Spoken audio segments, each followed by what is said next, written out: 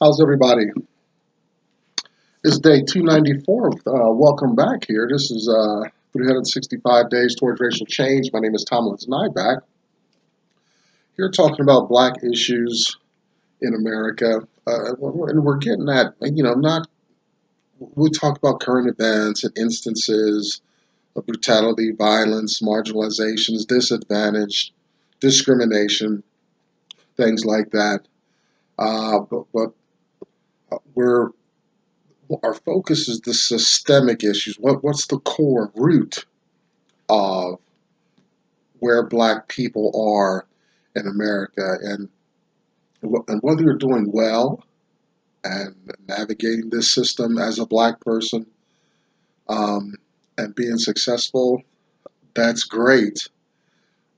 I have family members doing very well in America's white-dominated system. They're self-sufficient, apparently self-determining and all that. Uh, my concern is for the general experience. You see, the general experience, the common experience for the power group is privilege, power, success, doors flying open, resources readily available, able to move up and down ladders of success much easier, much and frequently than most black people could ever hope to. So these things are we're trying to we talk about. Go way back in history, we could find the kernel of why some racist phenomena of discrimination exist in the American system. One example is, why am me personally, Tomlin's Nyback, I use public transportation, yet at rush hour, I'm the last person people sit next to. Uh, Space readily available there, everything, right? And where does that come from? I mean, I got to get somebody to covertly videotape me on the public transportation system to see this phenomena. If you're black, you know what I'm talking about. If you're black and you take the train, you're the last person people sit with. That's just it. Why? Okay. There's something in America uh, that makes it um, problematic to sit next to a black man on a train. There's, and the elements of that mental illness comes from, you know, our times of slavery, stigmatizing black folks. I'm realizing I went to this all-white school, predominantly white neighborhood, and stuff like that. Busing, oh, those high school was a challenge. But I'm reflecting on like two incidents where, well, actually, two or three incidents where I had a run in, never with black students. Well, the black students were extremely rare in that space anyway. But two or three incidents, like where I had an engagement, a run in with white students, they were gone the next day. They never returned. And I was like, two incidents I can remember were from uh, physical altercations, right? And after the engagements, I never saw those dudes again, right?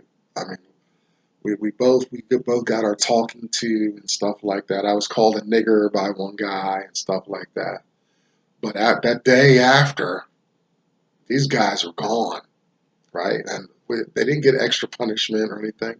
They were gone, and I was involved with a white girl that I really liked, right? And kissed her one day after school. She was gone, right? And I now I put those experiences in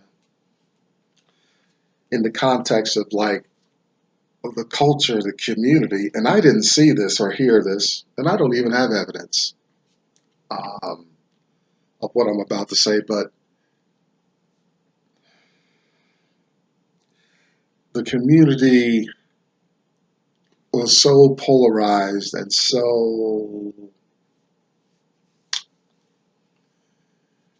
um, so at odds. I don't. What's the word I want? Polarized. Yeah, but so much so that word is going around about black people in the space, right? And when this one young black man, is engaging the white culture almost as a white person, that's an issue. That's a problem, right? And I could bet there's some buzz, way back in the mid '80s at this predominantly white high school. I feel that that is a big part of me engaging that culture, and then these two or three people just vanishing from the earth. That's where we live, right? Of course, it's not written in stone or anything, but it's where we live. And if we go back with our time machine, we'll find the roots of these behaviors, attitudes towards each other, uh, and bring it forward into today and see why Tomlin's Nyback is the last guy that anyone sits with on the train uh, in rush hour. Yeah, I mean these people, these white people will. I mean they're standing room and they won't sit down next to the black man.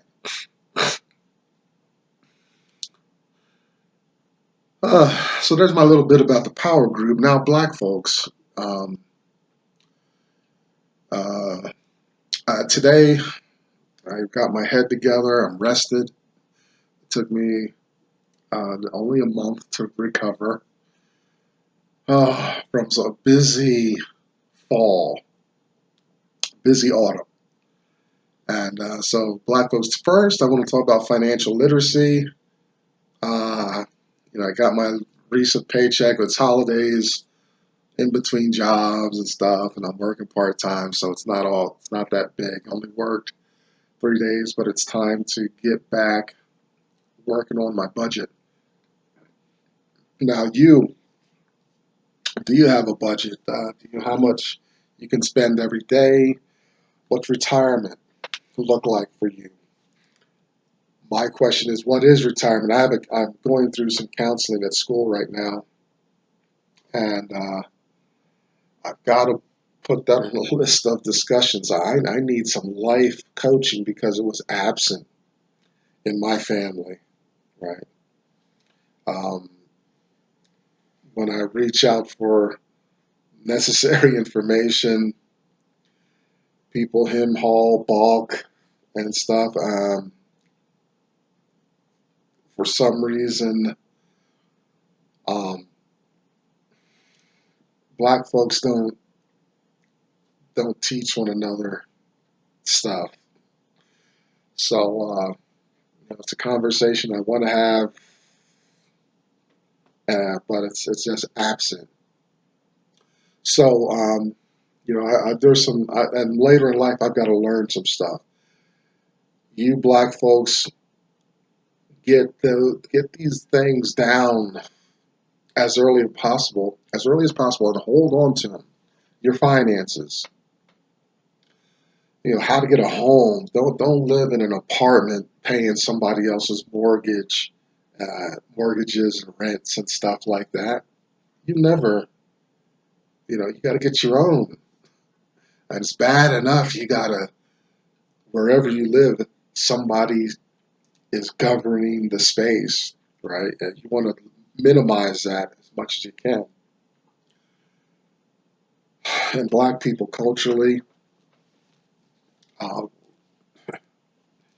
we got to get to a place where we're more open to ideas, correction being responsible, uh, respectful, things like that. I actually don't. I personally, I do. We're doing this project, racial change, but my interaction with black folks is pretty minimal. Right? I'm coming from being educated, immersed in white culture myself. Right? Even though discriminations and things like that weren't overtly apparent, um, I existed in that culture. I can get along, maneuver, move around, and stuff like that. So, even for myself, my own personal rebuke is to um, find ways to build more bridges with black folks. And some of them are here watching this video log uh, now, and I'm meeting some at school, some people. I've got a little journey to go through, but I have experiences on my side, which we're going to talk about here in a minute, with family or being in communities where, yeah, it's tough to be open in a context where I'm perceiving a whole lot of negativity and challenges, and I can only tolerate so much drama. I'm inspired to do this work by a man named Dr. Claude Anderson. I've read three of his books, watched a lot of, he's here on YouTube, a lot of videos he has. A Black History Reader, 101 Questions You Never Thought to Ask, Black Labor, White Wealth, Search for Power and Economic Justice, and Dr. Anderson's National Plan to Empower Black America. Powernomics, you can find Dr. Anderson at powernomics.com, here on YouTube. He's an easy guy to get a hold of. Behind me, you'll see the hashtag #US2 symbol, and you find black women coming together, having community and supporting one another. Check out Black Enough, BLAGGENUF, kind of a black Facebook experience. If you have an entrepreneurial mind, check out the Black Business School. Dr. Boyce Watkins over there, he'd love to um, support you in any way he can. That's not, services aren't free, but you can maybe work something out with him to get some education and insights into different aspects of business and especially for black people. And if you can't find your flavor on the internet, we got YouTube and Facebooks and stuff, Twitters. Do what I did, start your own little project and see how far you go. Make a commitment and see how far you can get it going. And we're going to be getting into Dr. Anderson's work properly in another day or so, because he's, to get into this history and the sources of some of the stuff we encounter in life today.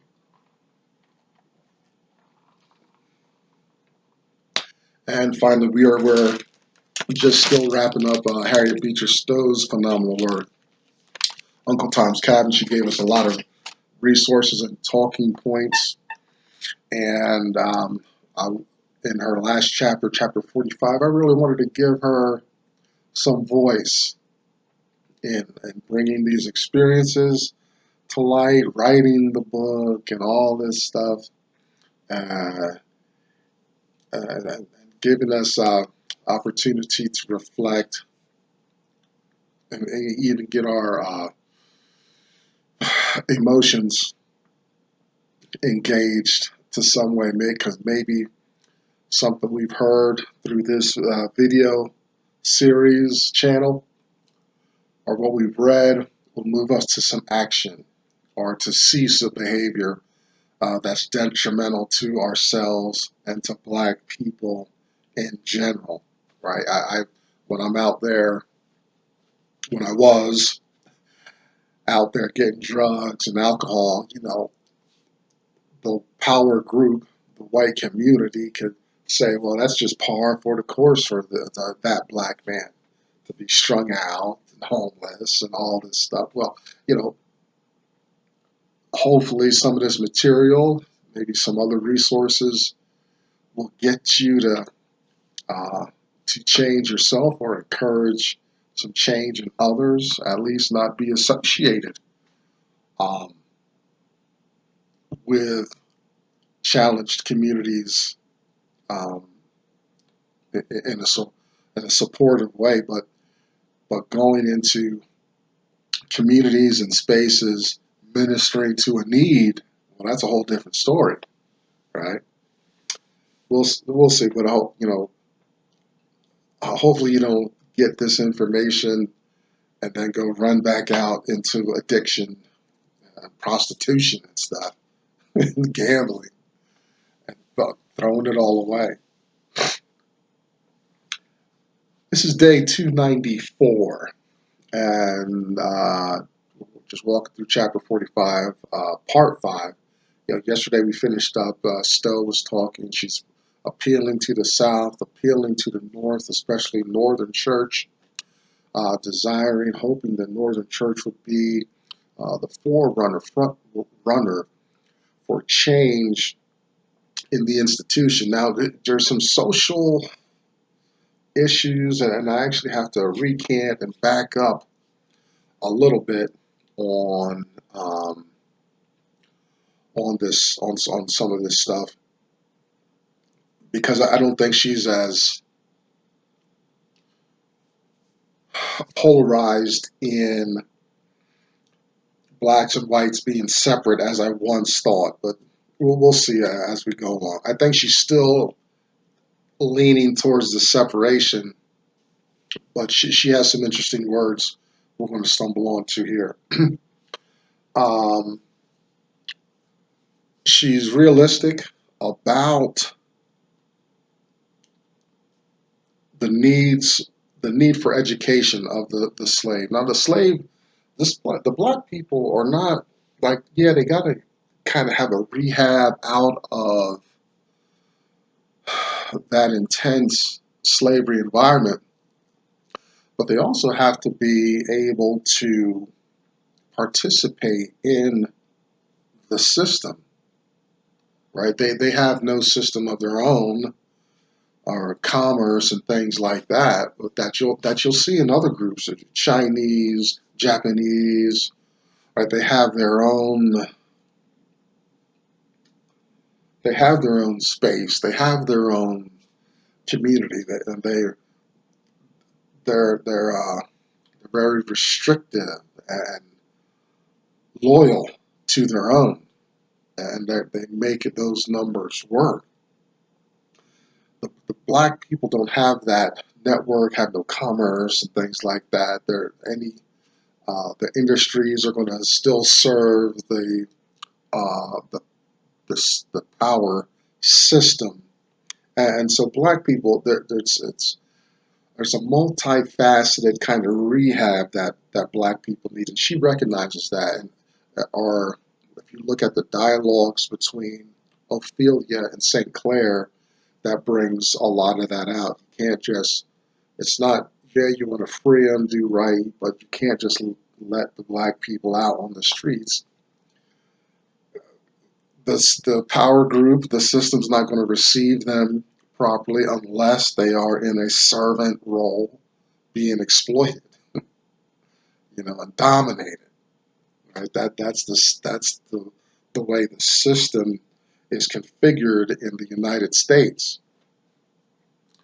So Stowe brings that out, and she says, we need this in the North, and I'm a product of this shelter system to a great degree. I learned how to type, use computers, and stuff. But the shelter system in America is challenging. That's a whole nother subject.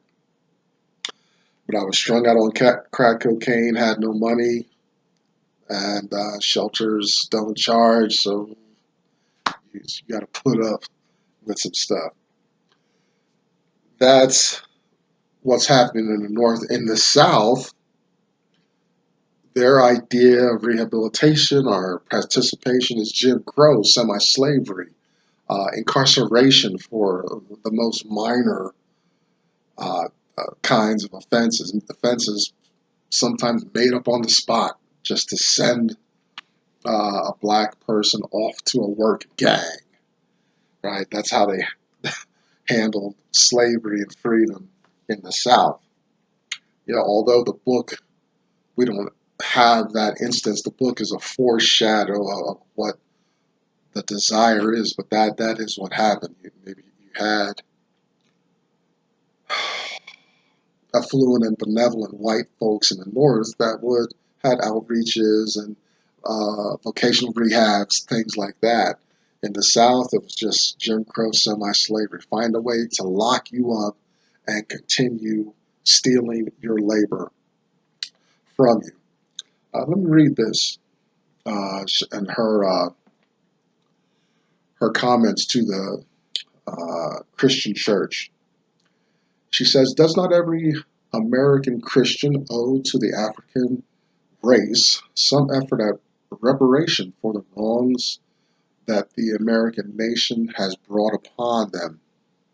Of course, she referenced Africa, but Africa is no longer, in my mind, a concern or a view that we have to consider much. But we get her idea, this reparation idea. We get lip service. We're getting through the political cycles and stuff. You see it. Uh, but everybody throws up smoke screens and mirrors and cries socialism and stuff like that. They produce a lot of stuff. All kinds of fireworks go off instead of just finding a way to establish black people in the system as a competitive force once and for all. That escapes them how to do that. Oh, you know, she and she does this, especially. She has hard remarks again about to the Northern Church because the church is ignorant of the brutality going on, and or the church is part of the system helping. Um, so it's collusion and or ignorance. Either way, it still has a problem with the way the church and the North is handling this issue. Uh, had to walk back a little bit on my idea of Stowe wanting to separate the races.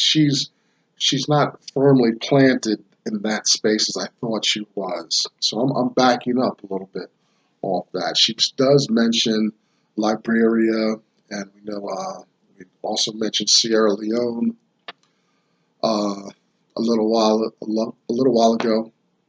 These places where they wanted to send blacks, and they did try the experiment a little bit, but it wasn't successful for a lot of reasons. I think the one main reason is because you're not returning Africans to Africa. This slavery's been going on hundreds of years.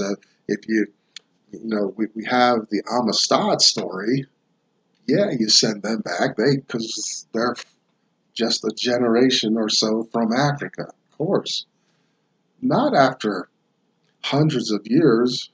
You're talking between 8 to 10 generations of black people. They're American, full blood American, apple pie, baseball. They're not Africans, so you can't send them back to Africa. Now they didn't see the issues and problems. They had a high mortality rate when they went over there and tried to start new stuff and all that. And um,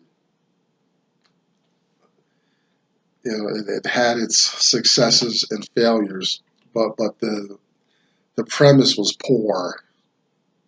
They're black, therefore they need to go to Africa. That's the total wrong argument. We really needed some heavy philosophical influence there about this decision to send black people to Africa. Our skin is black, but we're not Africans. We're Americans, full-blooded, many times over. We're, we are the same. Have the same level of Americanism as any white ancestral family on the land. We served that family, and because we stayed on the land, we became Americans, full, which is why they keep the power group keeps black people pigeonholed, with that kind of thinking that we're African Americans. I'm not an African American. I'm an American. You never hear some or most white folks say, "I'm German American. I'm Norwegian American. I'm French American." I don't hear that. You don't regularly hear that. White people say they're American. I'm not a person of color. You don't hear a white person. White is a color. What color is that behind me?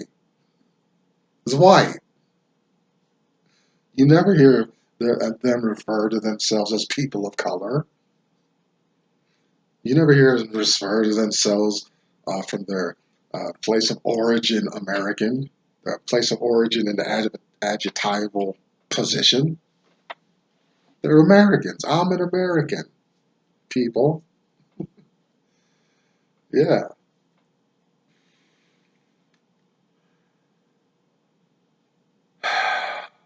She does commend aspects of the North for being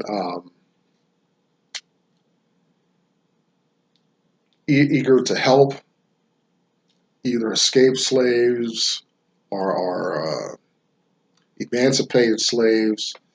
She gives some considerable uh, talk in. Let me see if we'll talk about this tomorrow. So yeah, tomorrow we'll talk about some testimonials from Cincinnati, Ohio, Ohio, Kentucky.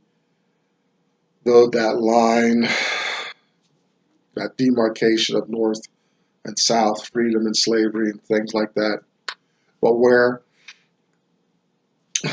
black people under right guidance and education got into business ventures and excelled at what they did well. Like they didn't fall apart under freedom, but they had a lot of help and whatnot. And so she's gonna illuminate that. We'll talk about that more in our next time.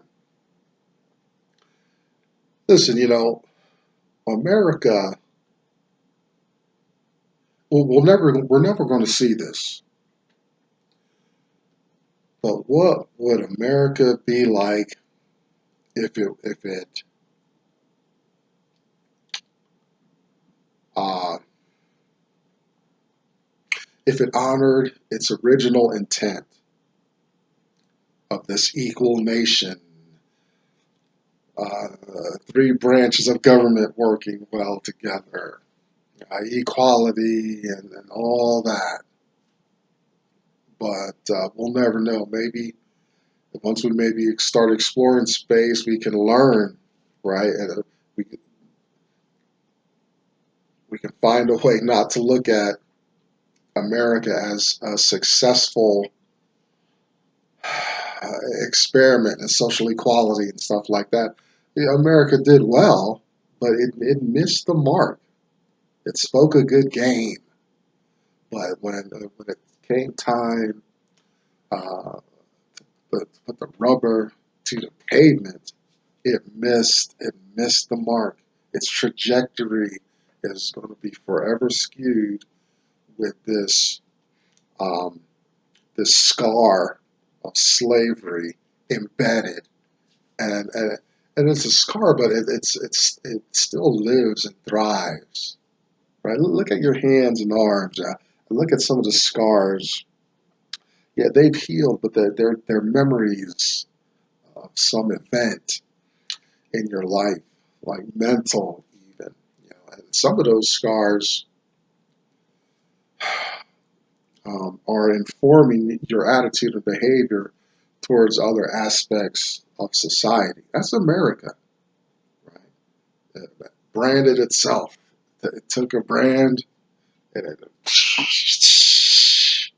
branded itself as this forever nation. And I see America moving this way and that, but I always all of my conversations are reflective on America's relationship to the black people in its early days. We're going to stop there today, come back tomorrow. We're going to finish up that'll be our last day tomorrow in Uncle Tom's Cabin. I am Tom Lynn's Nye back. 365 days towards racial change. Day 294 out of the way. Pleasure to be with you. Please come back and see us again. Bye-bye.